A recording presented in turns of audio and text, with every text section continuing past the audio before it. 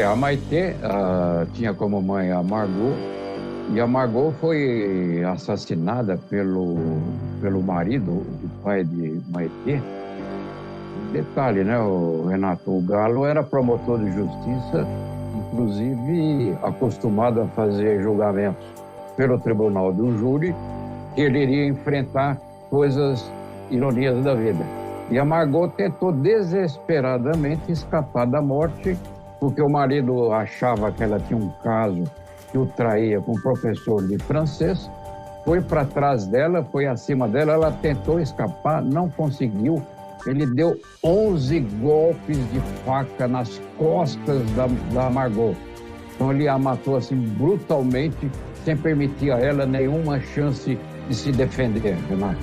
Pois é, se disse inclusive na época que ele tinha um ciúme doentio pela mulher.